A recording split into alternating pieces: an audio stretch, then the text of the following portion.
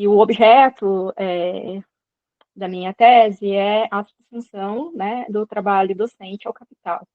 Então, eu busco entender como que o trabalho docente ele se subsume no capital contemporâneo, né?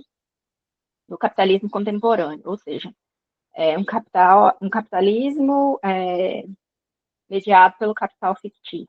Né? E aí eu já venho há algum tempo, né? Eu tive contato com o professor Giovanni quando ele desenvolvia alguns cursos sobre cinema as categorias, né, marxistas, e eu fiz um curso com ele, e aí foi meu primeiro contato com o professor.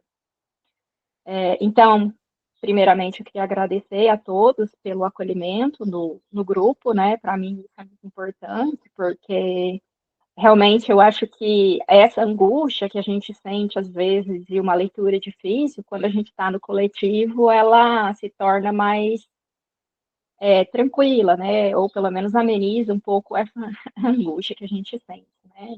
Da compreensão ou não daquilo que a gente está lendo, né? Porque realmente o Marx ele é um autor bem difícil e nós não fomos educados, né? Pela lógica dialética, a gente infelizmente, né? Tem que engatinhar para chegar até a como o Marx compreendia, né? A realidade a partir dessa dimensão dialética. Então, eu coloquei para o professor algumas dúvidas que eu venho tendo, porque na minha tese eu busquei, né, no primeiro capítulo, entender a natureza, né, da categoria, né, subsunção, mas aí como que eu poderia compreender essa natureza? Então, eu tentei fazer uma abstração e fazer uma relação da subsunção com a alienação do trabalho, né? E aí é uma questão que eu coloquei para o professor, né? É uma das questões que eu coloquei para ele. Como que a subsunção do trabalho se relaciona com a alienação do trabalho, né? Então, eu tentei estabelecer essa relação pelos manuscritos econômicos filosóficos, que eu acho que foi a primeira obra ali o que Marx ele introduz o elemento econômico, né, na sua compreensão da alienação, e ele vai então tentando a partir de uma análise ontológica do trabalho compreender o que é a riqueza, né, o que é a propriedade privada e como que essa riqueza ela é na sociedade capitalista mediada, né, pela propriedade privada, pela divisão social do trabalho, né? E aí eu usei o Mesaros, né, teoria da alienação, para tentar entender esses manuscritos. Eu falei, nossa, era mais fácil ter tentado usar o Marx para entender o Mesaros, né? O Mesaros também é muito difícil, né, de compreensão. E aí eu tentei construir isso pelo manuscritos, os Grundrisse, que foi a próxima obra que eu tentei analisar, né, a partir da descoberta da categoria mais valor, e depois pela relação que o Marx faz nos primeiros capítulos da alienação enquanto fetichização, né, enquanto fetiche da mercadoria. Porque existem muitos autores, o José Paulo Neto coloca, né, que isso vem desde do período soviético, né, que na verdade os manuscritos eles foram publicados muito depois e por isso também foi uma questão porque que esses autores dividem, né, a obra do Marx científico ao Marx filosófico, o Marx filósofo, enfim, e como isso se consubstancia na análise altusseriana, né? Então, é esse o caminho que eu tentei fazer para tentar entender a natureza da categoria subfunção. E aí eu coloquei para o professor, essa é uma questão, né? Qual é a relação da categoria subsunção com alienação. E aí, pensando em natureza, eu coloquei para ele, porque eu tentei fazer uma análise entre a relação entre forma e conteúdo, né? Só que depois eu fui ler alguns autores que tratam do método, né? E eu percebi que há uma diferença entre conteúdo e essência, e forma e fenômeno, né? Que é uma outra questão que eu coloquei para o professor, e que se o professor pudesse indicar algumas obras para mim tentar entender essa diferença. E eu não sei se isso também o Marx absorve do Hegel, né? Porque o Hegel também faz essa distinção entre forma, conteúdo, essência e aparência. E aí eu fui colocando essas questões para o professor, né? Qual a relação, então, entre subsunção e alienação? Se a condição, né, para a existência da alienação é a propriedade privada e a divisão do trabalho, se eu posso colocar aí, entendendo esses elementos também como o conteúdo da alienação, porque eu penso que os resultados preliminares aos quais eu cheguei é que a alienação ela é composta por duas determinações, né? Como uma unidade de contrários, que é a subsunção que positiva a alienação do trabalho e a suprassunção, né? O Aufhebung, eu não sei falar alemão, mas essa é a categoria em alemão, que faz com que negativa a alienação do trabalho, né? Então, dentro dessa perspectiva, eu tentei localizar a subsunção enquanto propriedade, né, da alienação. E então, por isso eu coloquei se a propriedade privada, assim como na alienação e a divisão do trabalho,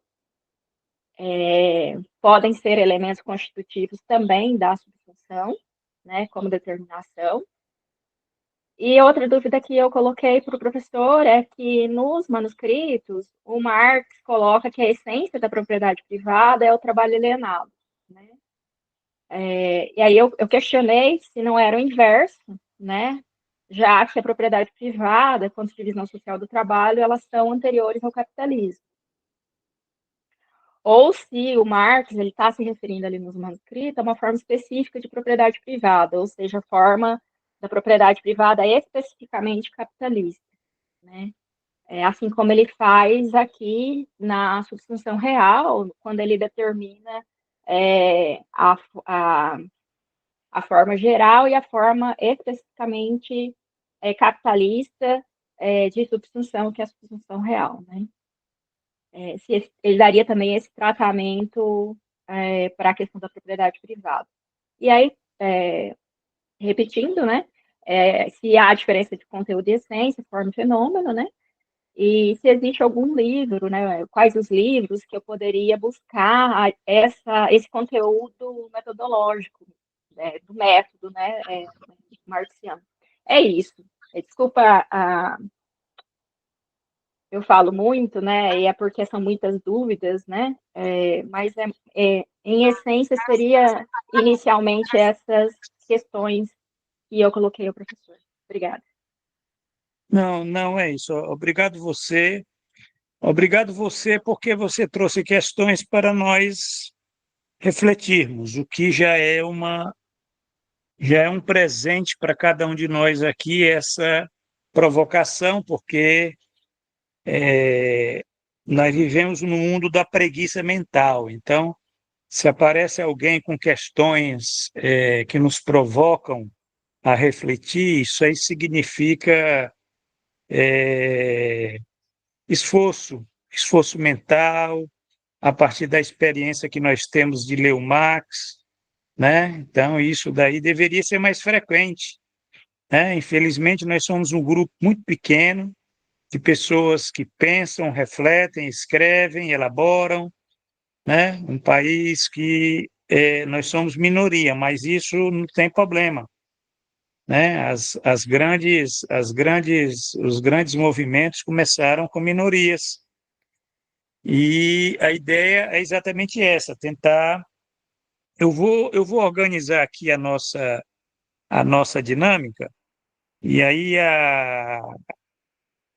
e aí, né, você fica mais atenta aí, com lápis e papel na mão, se bem que está sendo gravada essa, essa live, esse podcast, né? Você pode ouvir depois, né? Fica o registro aqui dessas reflexões. Eu vou fazer no primeiro momento, né? Fazer uma fala no primeiro momento, de forma muito objetiva, depois eu passo aí a palavra para, para os colegas, né? Passa aí para o Eziel, Leone, Sam, Andréa, enfim, poderem estar comentando, estar inclusive complementando, né? Estarem contribuindo aí para as tuas reflexões. Isso é que é importante, né? Você está aproveitando esse grupo na medida em que ele possa servir para, para as tuas pesquisas. Aqui é cada um tem as suas pesquisas, eu tenho as minhas, vocês têm a de vocês, né? Inclusive, no momento, eu estou exatamente tratando dessa questão, né? Da, da teoria da condição existencial de proletariedade, teoria do estranhamento, teoria da praxis, né? Teoria da praxis, é, e também a crítica da economia política, quer dizer, o Marx ele tem um complexo de questões, ele tem uma problemática que implica, né, uma série de aquilo que eu considero teorias, né, certo? Você tem uma teoria do estranhamento, né, que é aquilo que está na base, inclusive, lá do desenvolvimento original, lá em 1844, isso aí não vai ficar meramente, vamos dizer, parado, você tem o desenvolvimento dessa teoria, né, na medida em que o autor entra no campo da crítica da economia política, certo? Quando ele entra no campo da economia política, da crítica da economia política, evidentemente essa teoria do estranhamento ela continua, mas ela sofre uma mudança, né? Ela se enriquece, né? A partir dessa nova perspectiva marxiana, né? Então você tem uma teoria do estranhamento dentro desse corpo da crítica da economia política. Isso aí eu já falei no curso que foi dado com Teixeira, né? E mostra que Marx não abandonou a teoria da alienação, né? Marx, ao fazer a crítica da economia política, ele passou a, a nos apresentar essa teoria da alienação sobre as formas, né, daquilo que eu procurei sintetizar na teoria do trabalho estranhado, do trabalho assalariado, aliás, desculpa, trabalho assalariado, né? Se é algo recente que eu descobri, lendo aqui o capítulo 6 inédito, né? Você tem em Marx uma teoria do trabalho assalariado que não se confunde com a teoria da exploração, que é a teoria da mais-valia, certo? Você tem no autor e essas duas teorias, né? A teoria do trabalho assalariado e a teoria da exploração, que é a teoria da mais-valia relativa, elas, elas são aquilo que eu considero, é, elas são aquilo que eu considero o gancho para a teoria do estranhamento, né? Essas novas formas né? A partir delas nós podemos pensar assim, né? Nós podemos pensar o que seria a proletariedade estranhada, né? Essa forma de aquilo que está lá no manuscrito de 1844, quer dizer, não é meramente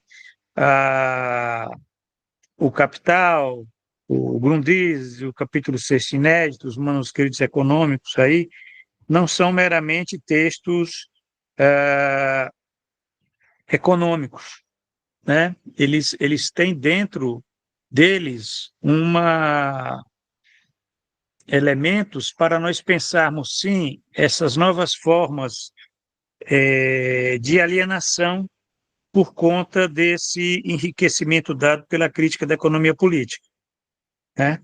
Aí vem a questão da subsunção, né? Subsunção do trabalho ao capital, né? Subsunção formal e real do trabalho ao capital, que ele desenvolveu de uma forma muito clara aqui no capítulo 6 inédito, né? Que inclusive não foi publicado, mas veja bem, essa teoria da subsunção, ela, no meu entender, ela é uma, uma teoria unificada, um campo unificado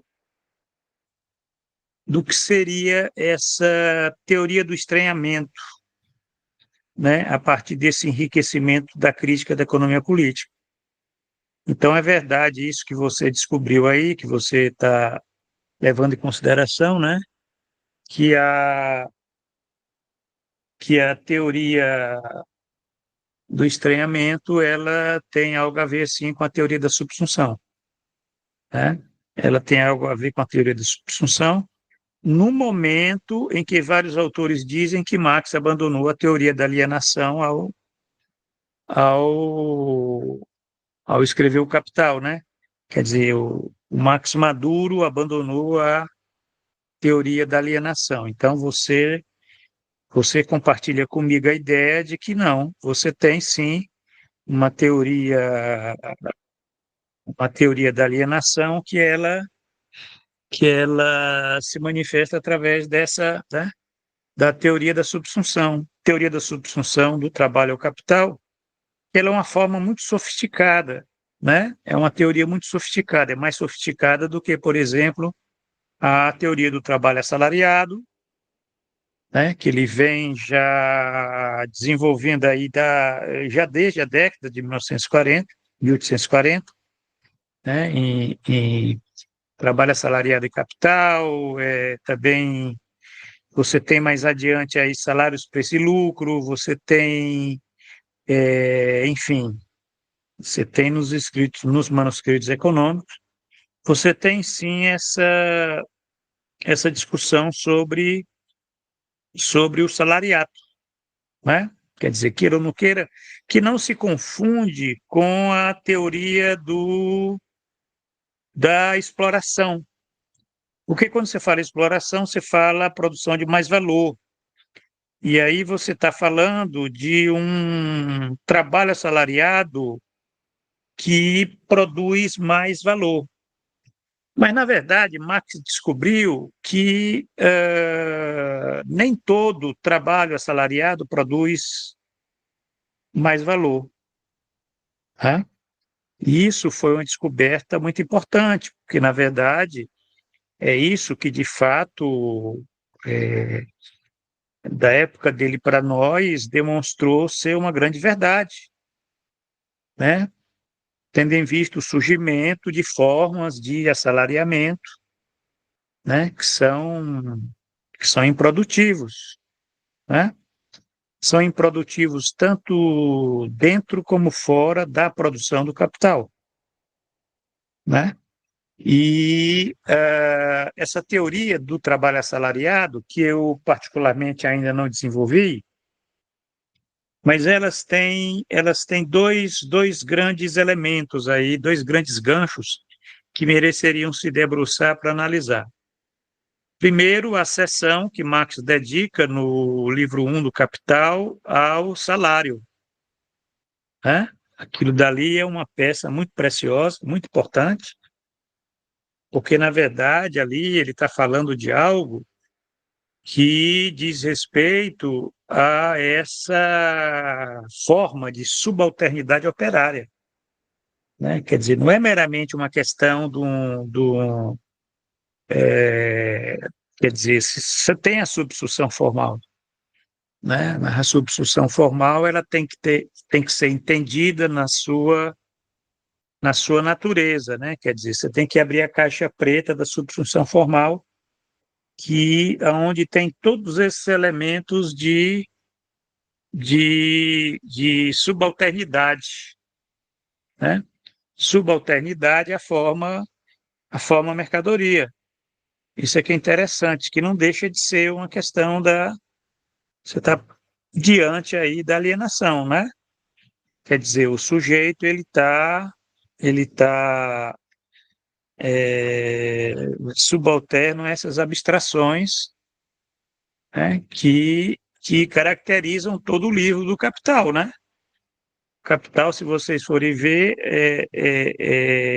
é um verdadeiro tratado de abstrações, né, que é o valor a qual todos nós estamos submetidos, né? Então, não deixa de ser um tratado do estranhamento universal. Então, veja bem, então tem essa questão aí que é verdade, né? Quer dizer, subsunção, a teoria da subsunção, ela é muito complexa, porque você tem a subsunção formal, que ela tem esse vínculo com essa teoria do trabalho assalariado, e que, de fato, ela veio, né?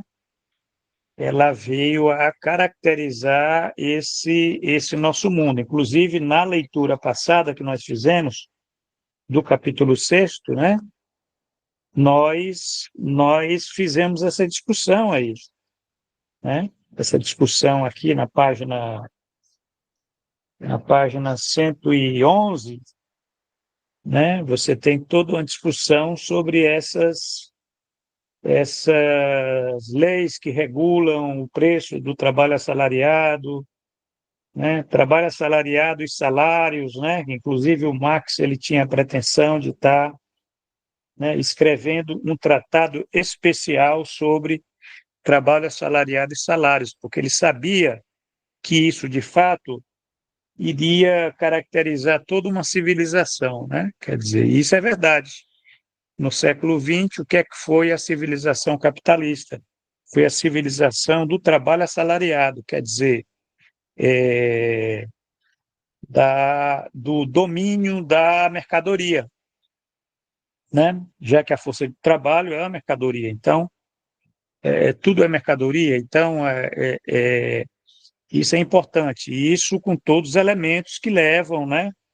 Que derivam disso, né? A questão do fetichismo da mercadoria, né? As formas que assumem, etc. e tal. Então, isso daí é uma linha de desenvolvimento, né? Sobre a questão da subsunção. Subsunção real, formal, aliás. Mas só que aí aparece a questão da subsunção real, né? A subsunção real que eu diria que é um desenvolvimento dialético dessa categoria, substituição formal, né? Agora, o fato de ser o desenvolvimento dialético significa não necessariamente que você vai ter exatamente uma linearidade, entendeu? Uma continuidade, né? A dialética ela não age assim como continuidades. A dialética você tem muitas vezes uma descontinuidade, né, no interior de uma continuidade plena. Então, essas descontinuidades, essas rupturas, elas existem. E, no meu entender, você tem uma ruptura entre a subsunção formal e a subsunção real do trabalho ao capital. E não é pouca coisa, né? Porque aí nós estamos falando já da máquina, né? Então, uma diz respeito a salário, o outro diz respeito à máquina. Então, são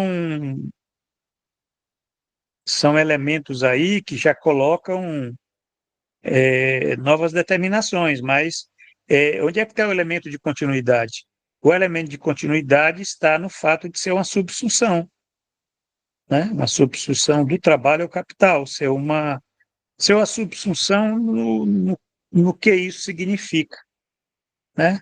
Subsunção é uma palavra que não é subordinação, Subsunção, eu diria que uma palavra próxima à subsunção seria subalternidade, né? Inclusive, Gramsci fala em subalternidade, né? E a subalternidade, ela pressupõe o consentimento do sujeito, né? Quer dizer, a subalternidade, você tem a coerção e você tem um consentimento, né? Então, isso mostra que é uma questão muito mais complexa. Não é meramente uma questão de coerção, de subordinação, né? Você tem um elemento muito mais complexo para pensar, né? Agora, essa passagem do formal para o real, você pode ter, no meu entendimento, aí entra o meu entendimento, você pode ter subsunção real ou pode não ter a subsunção real, né? Você pode ter subsunção formal sem subsunção real, né? Embora, né, dentro da lógica do capital, você tem esse desenvolvimento, né? Mas isso é por conta das leis da concorrência, né? É isso que é interessante. A gente tem que pensar que nós estamos lidando com o movimento do capital. Então, o que é que faz, por exemplo, um capitalista utilizar máquinas, né? E não apenas contratar assalariados? É a questão da produtividade, da concorrência, que são aquilo que são impostos pelo sistema. Então, é isso. Você pode ter essa continuidade, que eu diria que é o mais comum, né? Agora, embora nós temos que levar em consideração essa isso que a Sheila falou, que é essa dialética entre forma e conteúdo, e eu diria que tem outra dialética que é entre forma e matéria. Essa dialética forma e matéria, ela diz o seguinte, que você pode ter a forma social do capital encontrando uma matéria inadequada para que ele possa se desenvolver. Porque quem foi que disse que toda matéria tecnológica, ela é adequada para o desenvolvimento dessa forma social do capital? Então, abre uma questão aí a ser questionada, tem que ver cada caso, porque o mundo do trabalho ele é constituído por setores, tem os setores da indústria, dos serviços, os serviços têm uma série de atividades, né? Tem os setores aí da agricultura, enfim, então quando o capital entra nesses setores, ele, ele pode utilizar máquinas como pode não utilizar, né? Mas ele está operando ali a exploração, né? E ele pode estar desenvolvendo máquinas adequadas àquela forma material, né? Então, essa é a questão, né? Essa é a questão que eu queria estar colocando. Deixa eu ver mais o que é que está sendo colocado aqui, né? A questão da subsunção, se ela pode ser considerada uma categoria a partir do qual nós possamos fazer uma periodização histórica do capitalismo, né? Veja bem, gente, você tem toda uma polêmica sobre isso, né? Tem autores que acreditam que é possível periodizar o capitalismo a partir dessas categorias, né? Quer dizer, você vai ter uma era do capitalismo que se caracteriza pela subsunção formal e uma outra era que vai se caracterizar pela da subsunção real, né? Evidentemente, nós já fizemos essa discussão aqui no nosso grupo, ao ler o capítulo 6 de Inédito. E nós vimos, aí vem a minha interpretação, mas isso aí está gravado nos podcasts, né? Que você pode fazer essa periodização. Essa periodização, inclusive, o Marx ele sugere, né? O período lá do artesanato, da manufatura, né? Até a grande indústria, né? Quer dizer, é uma utilização dessa categoria para pensar. Mas aí você empobrece essas categorias, porque elas são categorias que são pares dialéticos, né? Quer dizer, a teoria da subsunção é uma teoria que ela é um conjunto, né? Você tem essa relação entre o formal e o real, né? Você tem um movimento desse processo de dominação do capital, né? Que é a forma como a alienação, o estranhamento se manifesta no interior desse campo da crítica da economia política, que muitos autores falam que não tem teoria da alienação no Max Maduro. Então, é uma posição, eu particularmente, eu prefiro a essa posição que eu estou conversando aqui com vocês, né? E para concluir, a questão da subsunção formal e real no capitalismo contemporâneo, quer dizer, as relações elas continuam existindo, né? A teoria da subsunção é uma das teorias mais ricas, mais complexa dentro desse campo do pensamento marxiano. Ela é utilizada para pensar, inclusive, outros temas. Outros autores estão utilizando isso para pensar uma subsunção ecológica, uma subsunção de outra natureza, né? Uma subsunção subjetiva, quer dizer, pensando exatamente isso que a, que a Sheila, que a Sheila descobriu, que, na verdade, a teoria da subsunção é a teoria da alienação, na sua forma mais sofisticada, que não é aquela lá de 1848. Porque todo autor tem um direito de evoluir, de se enriquecer, né? Então, essa, essa teoria ela continua avançando, né? Ela continua avançando e essa dialética entre forma e conteúdo, ela é fundamental. Agora, tem algum livro que trata disso? Eu, particularmente, eu não encontrei. Eu fui perguntar ao professor Francisco Teixeira se ele conhecia, ele não conhecia. Mas sabe por quê? Porque o melhor lugar que você vê a aplicação disso é no próprio capital, certo? Então, valor de uso e valor de troca é uma relação de forma e conteúdo.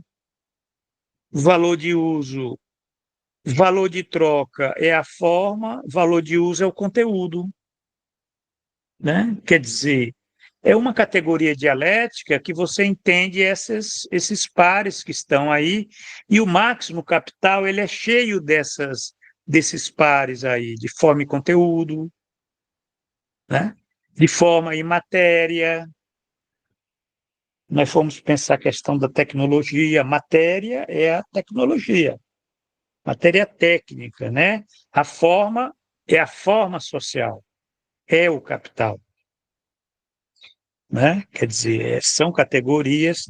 Eu não conheço, pode ser até que eu, pesquisando aqui, eu vou encontrar um manual. Mas como eu acho que dialética não se aplica, se aprende, dialética ela é um método que ele é muito estranho, porque você não aprende dialética na escola. Você lê autores falando do método dialético, exercitando, aplicando. Marx é um exemplo de aplicação do método dialético. O que você lê do Marx ali, você está presente à dialética. É uma coisa impressionante esse autor. Ele tem uma alma dialética. Então, de tanto ler o Marx, a gente vai ficando com esse traquejo dialético, né? Então, a dica que eu dou é ler o Marx, né? E vai aos poucos, você vai pegando essas categorias, né? Um autor como Karel Kozik, Dialética do Concreto, tá aí sim um autor que eu recomendo, que esse é o básico, né? Dialética do Concreto. Nos bons tempos, os professores indicavam isso, né? Mas ainda está muito atual, né? Para se pensar essas categorias, né? E deixa eu ver aqui o que é que falta. Eu acho que é isso, eu acho que eu falei demais, mas são muitas questões interessantes, certo? São muitas questões interessantes. E eu tô feliz porque a, a,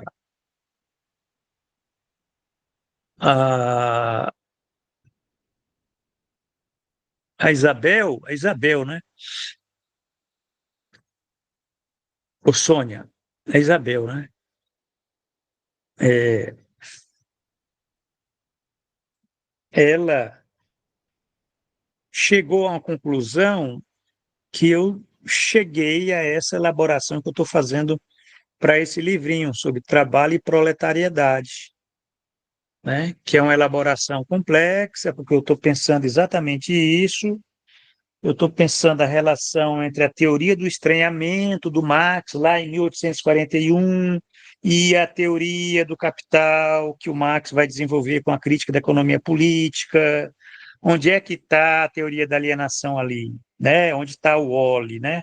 Então, aí é o que eu estou vendo, esses elementos aí da teoria do trabalho assalariado, teoria da exploração, né, que todos têm a ver com a questão da proletariedade, porque aquilo dali diz respeito à vida dos sujeitos, e a questão da subsunção, que é uma nova teoria que essa semana eu vi que tem uma teoria da subsunção, que é uma grande teoria para pensar essa dominação e essa alienação e esse estranhamento. E o estranhamento é uma categoria que você está na reflexão do Max Maduro. Ele está no Grundrisse, ele está no capítulo 6º inédito, e ele está no Capital. Eu até estou pensando aqui, a partir da leitura do capítulo 6º inédito, estou selecionando as passagens que ali eu identifico como sendo, olha só o estranhamento aqui, né? Para pensar, organizar, aí você tem aquilo que é a teoria da coisificação, a teoria da reificação, a teoria do fetichismo. Quer dizer, são elementos que estão na crítica da economia política, que elas remetem à teoria do estranhamento. Só que tem uma diferença de ordem entre a crítica da economia política e a teoria do estranhamento. E essa diferença de ordem, ela é muito interessante, porque a crítica da economia política, ela está no domínio da necessidade. O que você está lidando ali são com relações de necessidade, de causalidade. Você não tem sujeito, né? Aquilo que o Rio Fausto fala, que ali as classes estão em inércia, né? Quer dizer, e a teoria do estranhamento é uma teoria do sujeito. E aí como é que fica? Essa é uma questão metodológica muito interessante, porque aí eu estou utilizando aquela gambiarra de que, na teoria do estranhamento, você também está no reino da necessidade. Por quê? Porque todo ser assalariado, ser explorado, ele é um ser estranhado necessariamente, mas, ao mesmo tempo, nessa condição, que eu chamo de condição existencial de proletariedade, você tem um gancho para a liberdade. quer dizer, para a ação teleológica do sujeito, né? Para a praxis. Isso é que é interessante. A teoria do estranhamento, ela é aquilo, nós vimos no curso do Teixeira isso, né? Ela é a ligação entre a crítica da economia política e a praxis, né? A praxis, uma teoria do fim histórico do capitalismo. É isso que é interessante, né? Essa questão aí entre necessidade, liberdade, causalidade, teleologia, isso é uma coisa que está muito presente em Jorge Lukács. Então, essas são as considerações. Assim, foi falado em 1844. Em 1844, o Marx ele diz, né, que a propriedade privada, né, ela produz o trabalho estranhado, produz a propriedade privada, é isso? Aí se levanta a seguinte questão, mas será que não é o contrário? Aí você vê o seguinte, o Mesaros, no livro Filosofia, Ideologia e Ciência Social, página 56, ele faz uma consideração sobre a metodologia dialética de Marx, e para ele, para o Mesaros, a metodologia dialética, ela não é uma metodologia causal, né? Isso é que é interessante, né? Quer dizer, a metodologia dialética, ela não é uma metodologia causal, ela é uma metodologia complexa, no sentido que você não tem uma relação causal assim, tipo, quem nasceu primeiro, o ovo ou a galinha, né? Isso é a lógica formal. A lógica dialética, ela, quer dizer, você tem aqui uma linha de demarcação entre o determinado e o determinante, que se dá de outra forma, né? Tanto que esses determinantes são determinantes determinados. Então, eu penso que quando Marx estava elaborando aquilo, ele não estava falando uma relação causal, né? Quer dizer, o trabalho estranhado, ele produz a propriedade privada na mesma medida que a propriedade privada produz o trabalho estranhado. Aí pronto, aí você resolve, não fica mais com esse problema, né? De um autor que está começando ali a fazer a crítica da economia política. Então é isso, gente. Eu paro por aqui e aí nós temos aqui uns 20 minutos ainda, quero ouvi-los aí, os demais, a própria Sheila, né? Sheila é teu nome, desculpa aí, Sheila, eu não. Se tiver alguma dúvida aí, fica à vontade.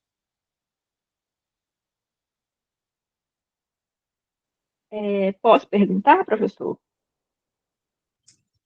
Com certeza, estamos aqui para lhe esclarecer. Esse último elemento que você coloca do método do Mesaros, eu vou buscar esse livro para poder entender. Porque no livro eu acho que é isso mesmo, né? A questão metodológica do método ainda não está completamente desenvolvido, né?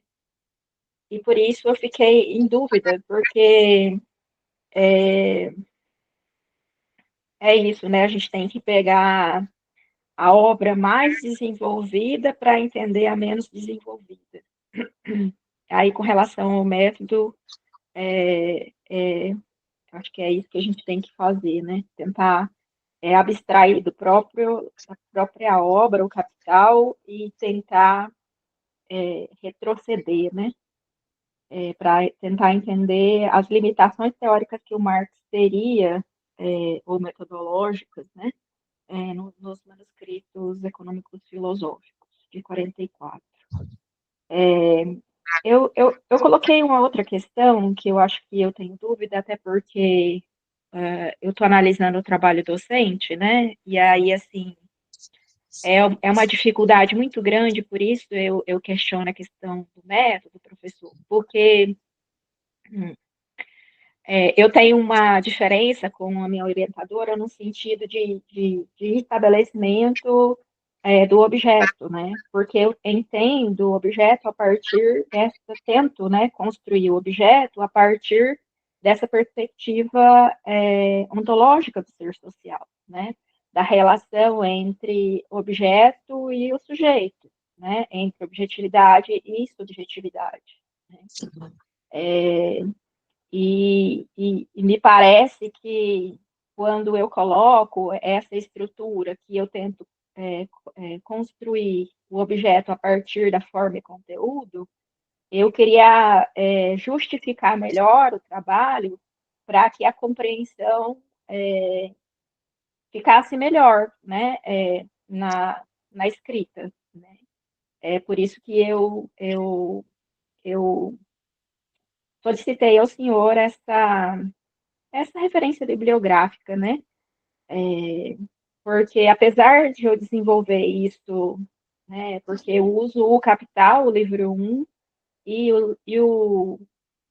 no segundo capítulo, eu uso o livro 1 do Capital e o capítulo 6 para discutir o desenvolvimento das formas históricas da subsunção, né?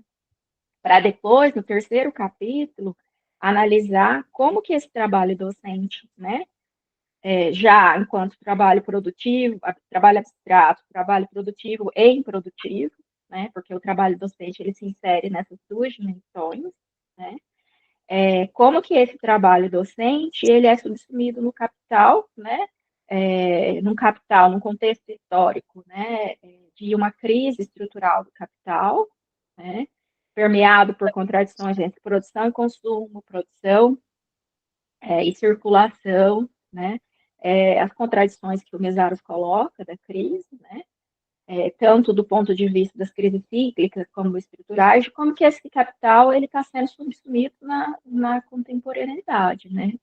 Porque não é a mesma, não são, eu entendo que não são as mesmas formas, até porque as mediações, historicamente, foram se alterando. Por exemplo, o Estado, no primeiro, vamos dizer assim, nas primeiras fases do desenvolvimento do capitalismo, não tem o mesmo conteúdo, as mesmas formas de manifestação do conteúdo do Estado burguês, né?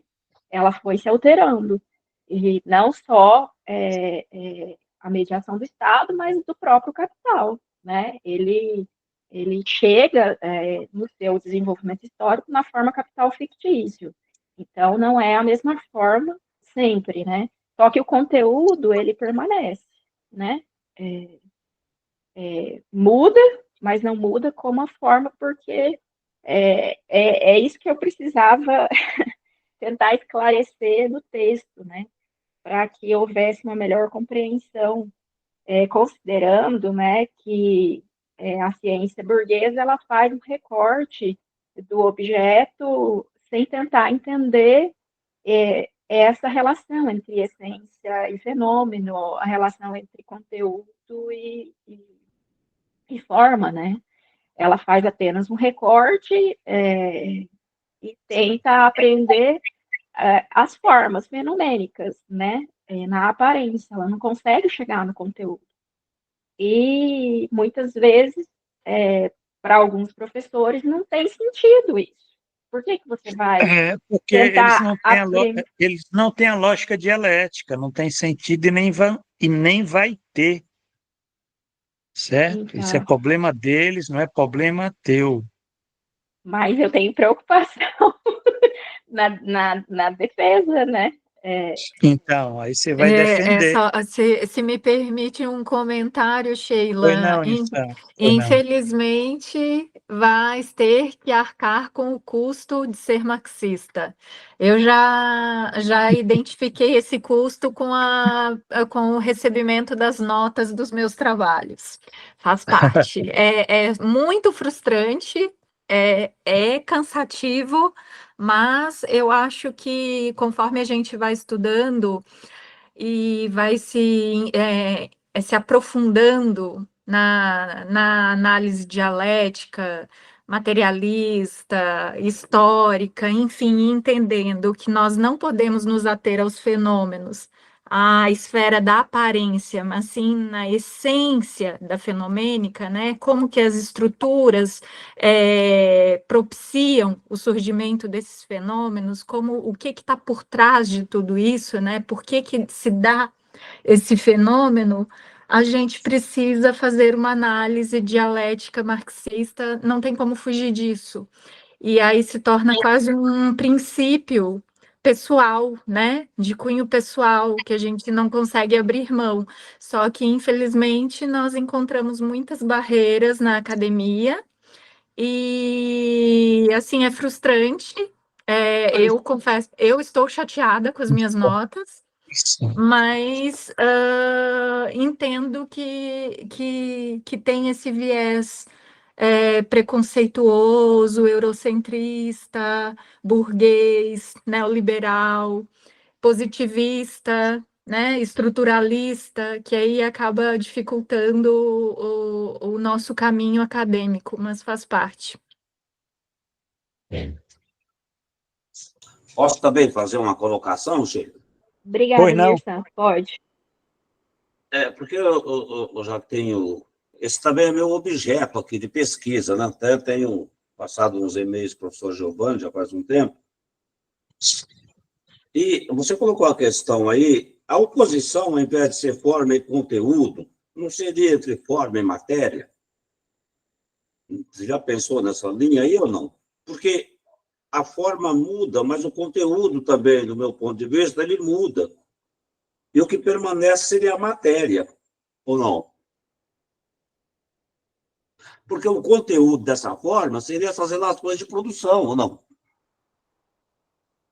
Que também se muda com o tempo. Então, isso vai depender do entendimento, da compreensão de cada marxista, como que ele vai entender essa relação. Por isso que eu solicitei ao professor Giovanni livros que pudessem contribuir com essa relação, porque, por exemplo, eu vou mandar depois no grupo, eu baixei um livro que é um manual, como o professor falou, né? De um autor russo, se não me engano. Ele vai estabelecendo as diferenças, né, entre forma, conteúdo, essência e aparência. E lá ele fala o seguinte, que o conteúdo, ele muda.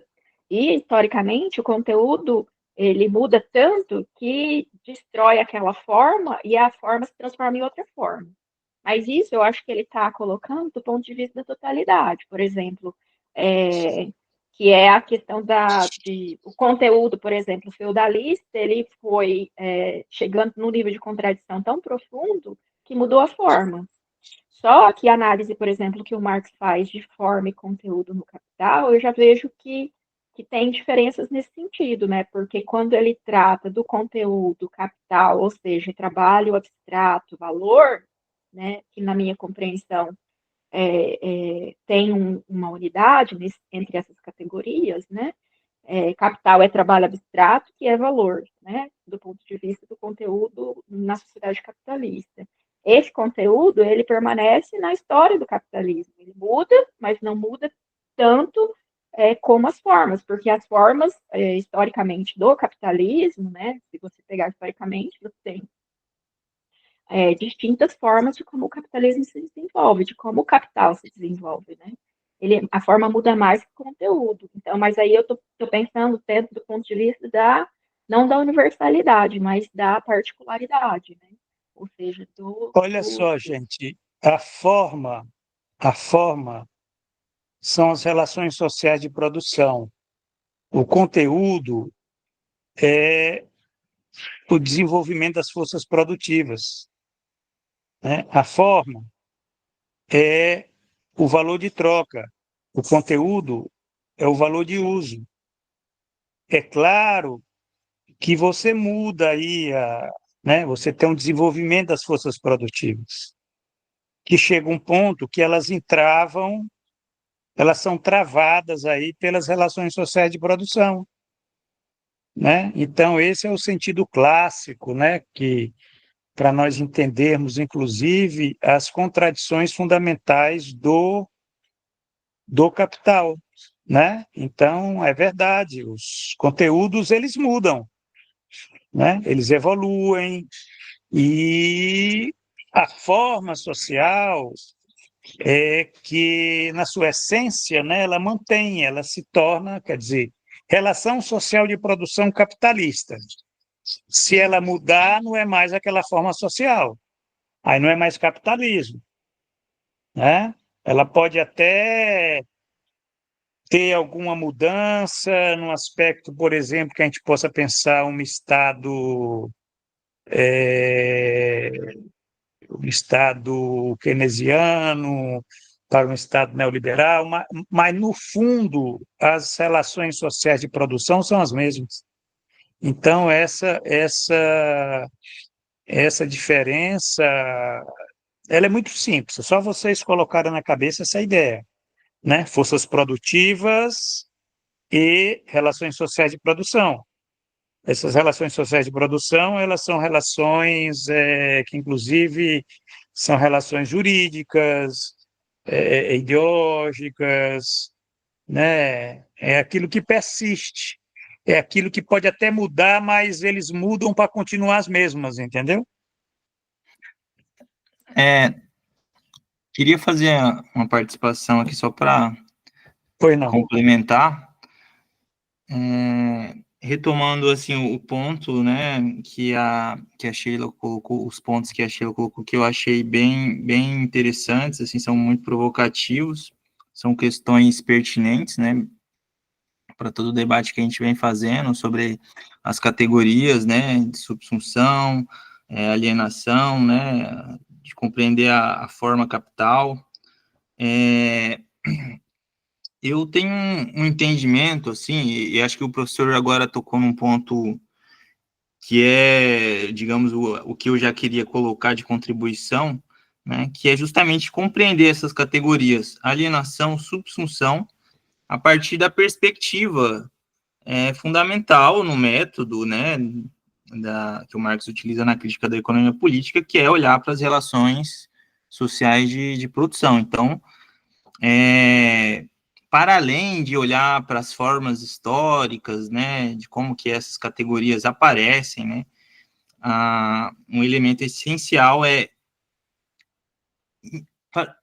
elaborar, né, a compreensão do objeto, né, a partir da relação de hierarquia dialética, né, entre essas categorias e as categorias que constituem o objeto, né, da investigação, o objeto que instiga, né, a análise, no caso, a dominação do capital, né. Então, assim, um ponto importante, alienação e subsunção, nessa perspectiva, elas se dizem respeito a uma coisa a um processo, né, que o professor Giovanni colocou também, né, que é o estranhamento. Eu considero também que são duas categorias articuladas, né, ao estranhamento, né, mas, sobretudo, o controle social e empobrecimento do trabalhador, empobrecimento do produtor, né. Então, tanto a alienação quanto a subsunção, elas têm esses elementos, né. Isso são, né, elementos da relação de produção, das formas de propriedade, da forma de apropriação da riqueza social, né, na sua forma e no seu conteúdo, né. Então, não dá para ficar separando demais forma e conteúdo, elas têm uma relação dialética, e é interessante avançar na elaboração do objeto particular, né? Interessante verificar isso dentro de cada delimitação, da análise concreta, né? Como que essas formas e conteúdos, elas se articulam. Então, assim, uma coisa que eu identifico como elementos constitutivos importantes dessas duas categorias, né, para tentar colocar uma diferenciação, por mais que elas tenham uma articulação, né, a articulação entre alienação e subsunção, que, assim, uma dimensão, um elemento constitutivo fundamental da alienação é que ela está posta, né, inclusive, eu considero como uma pré-condição da subsunção, porque ela se refere à propriedade privada. Isso é uma relação de produção fundamental, né, para que se desenvolva a produção capitalista, a disseminação da forma mercadoria, né, ela é pré-condição, a forma valor, né, ela já está posta na dimensão da alienação, ela já está posta. E, sobretudo, o que essa dimensão ela tem de diferenciação? Ela, assim, no meu entendimento, ela não inclui a exploração no sentido sofisticado que o Marx trata, né? Porque a exploração, ela é uma sofisticação, ela está, como a subsunção, ela deriva dessa condição de subsunção. Então, a alienação, ela não é uma forma tão sofisticada, né, de expropriar o produtor. A alienação, por exemplo, por mais que não haja exploração do capital, por mais que o capital não controle o processo de produção, mas o capital não tenha o controle das condições de produção e do processo de trabalho, existem formas, por exemplo, diluvianas do capital que se apropriam, que expropriam o produtor direto, né? Então, essas formas de expropriação, alienação nesse sentido, nessa perspectiva de relação de propriedade, de relações de produção, ela está associada à propriedade e controle sobre o produto do trabalho, não necessariamente sobre as condições de produção, né? Então, esses elementos, ele já está posto antes da produção da mais-valia absoluta e relativa. Você tem formas já do capital, outras formas de apropriação, de exploração, de expropriação do produtor direto, né? E isso se constitui isso tem por base o sistema de propriedade privada, mercantil privado, né? Agora, a subsunção, necessariamente, ela é uma forma sofisticada, né, de controle social e de empobrecimento do produtor, do trabalhador, né? E ela tem como diferenciação, por mais que, digamos assim, a alienação não necessariamente contém a subsunção, a gente pode dizer que a subsunção, ela se articula com a alienação, né? E a alienação, ela é pré-condição. Então, a subsunção, ela envolve necessariamente uma condição de propriedade e controle sobre o processo de produção e o processo de trabalho, né? Então, não é só se apropriar do produto do trabalho como na alienação, é controlar necessariamente o processo de produção e o processo de trabalho. Essa é a relação de produção fundamental que está posta, né? A relação de propriedade aqui, ela tem uma outra sofisticação, né? E o produtor também, ele passa a produzir a sua própria alienação, né? Diretamente, né? Ele é o agente, né? Mediado pelo capital que produz a sua própria alienação na relação de subsunção, né? E aí você tem o elemento da exploração, que é necessariamente a produção de mais-valia absoluta e relativa, e essa articulação entre esses dois polos, né, do processo de extração de mais-valia.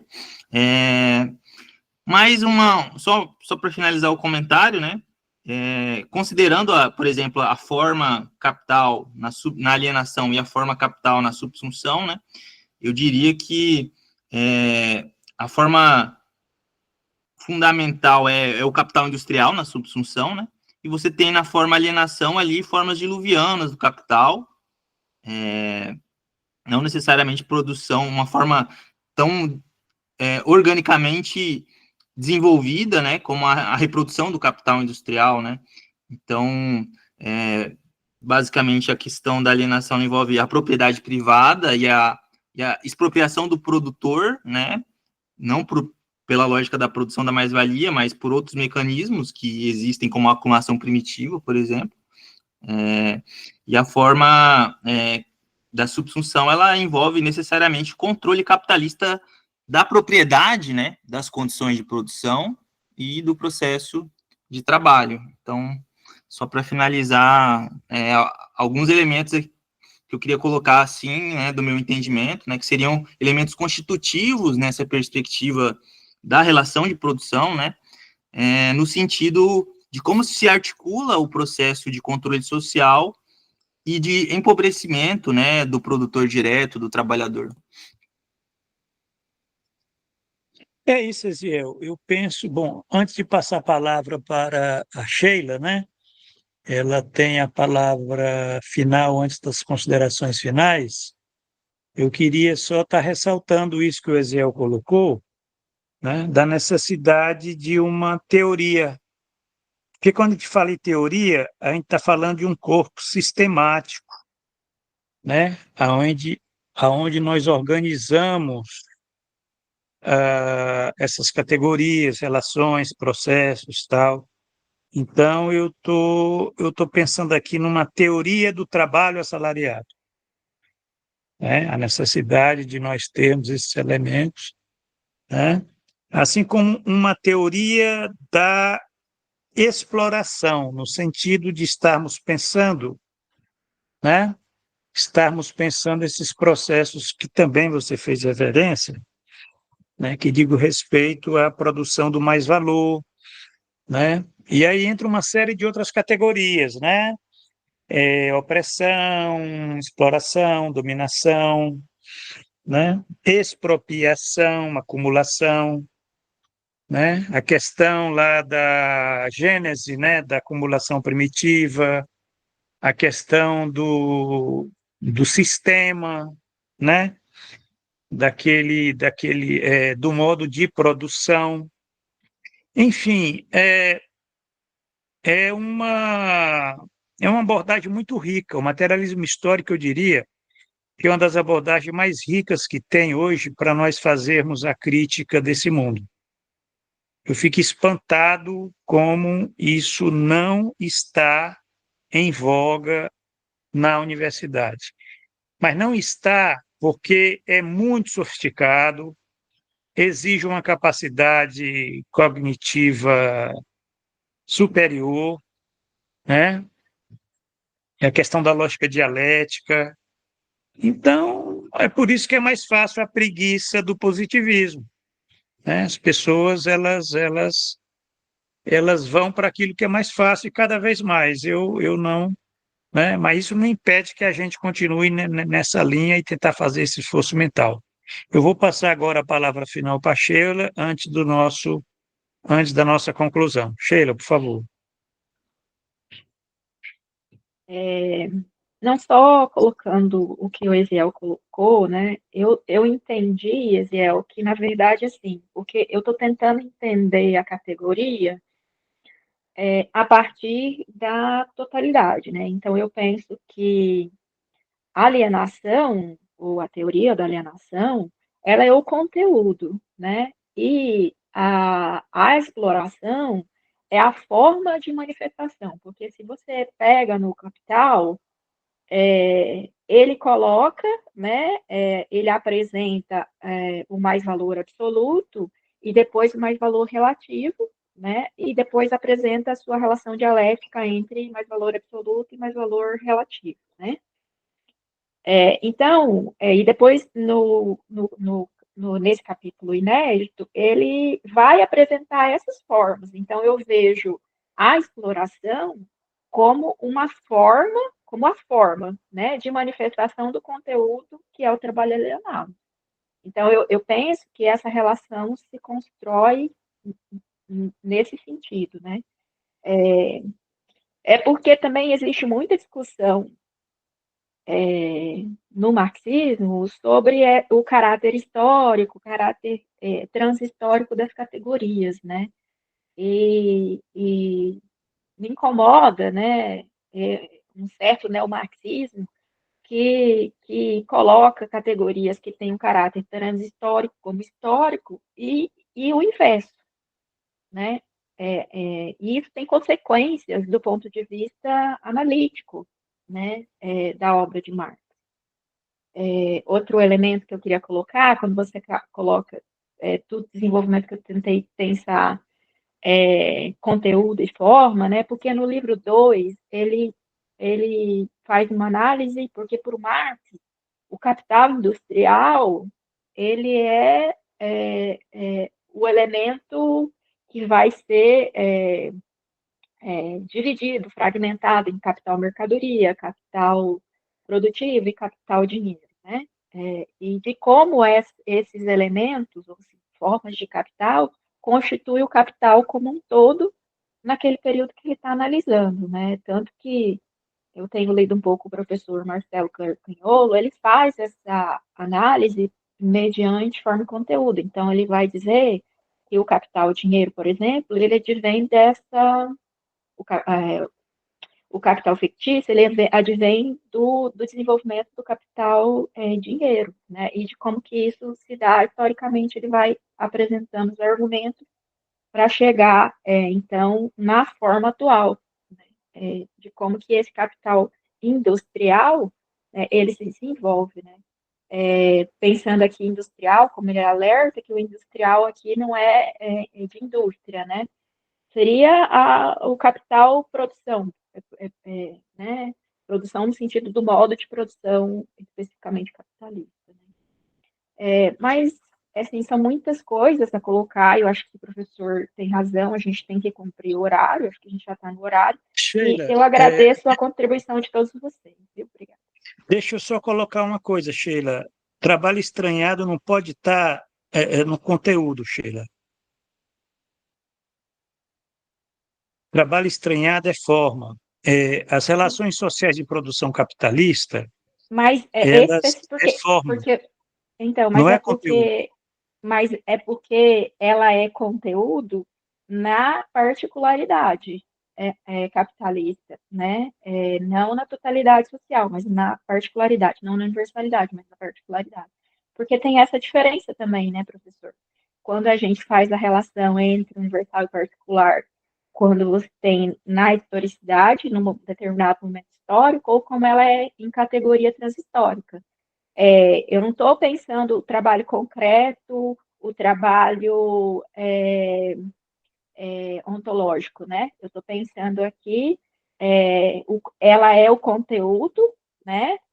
O trabalho alienado é o conteúdo da subsunção nessa sociedade especificamente subsumida, né, do trabalho subsumido ao capital, que é da subsunção real do trabalho ao capital. É nesse sentido que eu quis colocar, tá? Porque, veja bem, isso é um princípio que está no Marx, contribuição à crítica da economia política. Qual é a contradição fundamental? Relações sociais de produção e forças produtivas. É a contradição entre a forma e o conteúdo. As relações sociais de produção é a forma social do capital. O desenvolvimento das forças produtivas é o conteúdo. Então, isso é um princípio metodológico que é assim que eu entendo, né? Quer dizer, não tem nada a ver assim com essa questão da particularidade, da universalidade, né, de categorias transhistóricas e tal, porque, na verdade, é isso, é o que você fala, nós estamos lidando com um modo de produção capitalista, ninguém está fazendo aqui uma teoria da história, a gente está pensando, né, nesse sistema que aonde você falou em totalidade, aí eu falaria em contradição. A contradição, ela é a alma do capital. E a contradição, ela se dá entre forma e conteúdo, né? Valor de uso, valor de troca, né? Quer dizer, você tem uma série de elementos aí que, na verdade, você encontra a contradição, e é isso que faz a explodir o sistema, né, em termos de conflitos, de impedimentos, né? Isso tudo é muito atual, não tem.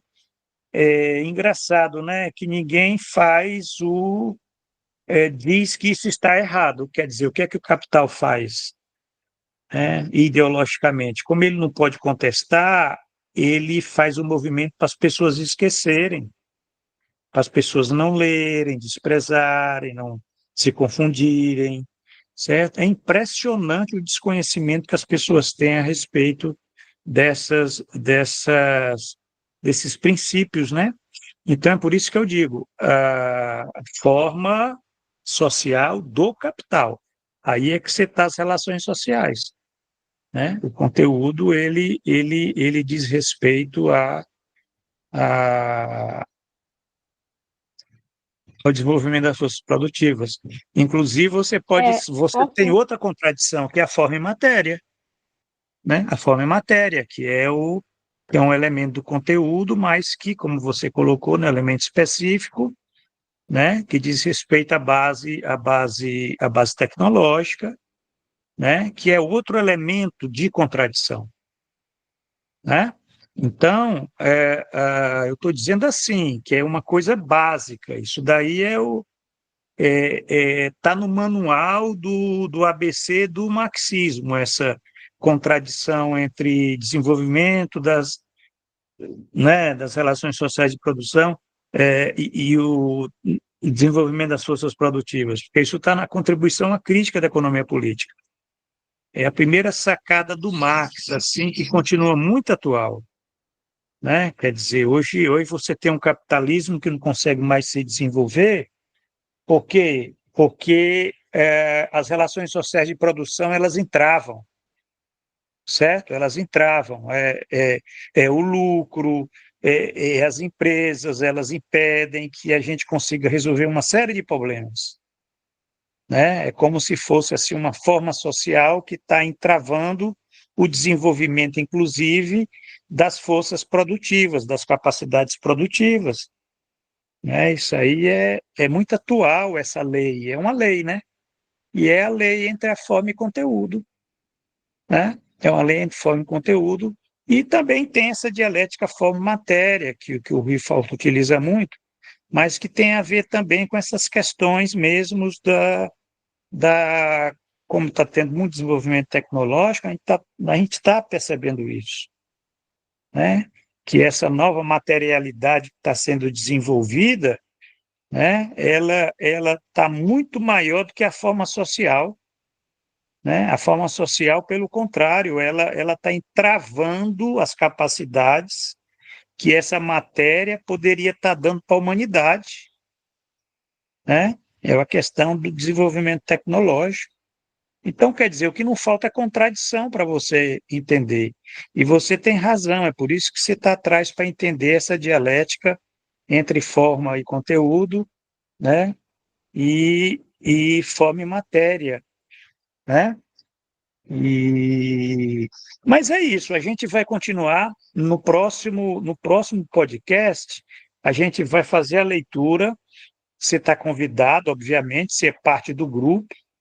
Para nós é uma satisfação ter uma pessoa inteligente, que pesquisa, que polemiza, que pergunta, certo? Que está conosco, né? E você pode continuar trazendo as suas questões, porque as nossas leituras, elas têm a ver com isso que você tá colocando, entendeu? Então, Professor, eu algo... só Pois queria não. colocar uma questão. Assim, eu coloquei essa questão porque, por exemplo, quando alguns autores marxistas vão discutir a questão do trabalho, né, o trabalho, do ponto de vista ontológico, ele tem um caráter transhistórico, ou seja, o trabalho enquanto valor de uso, ele percorre toda a história humana, né, ele é aquele que funda o ser social, correto? Mas ele assume no capitalismo, né, na particularidade da sociedade capitalista, um caráter histórico, né? Ou seja, ele é subsumido ao trabalho abstrato, né? Ao valor, né?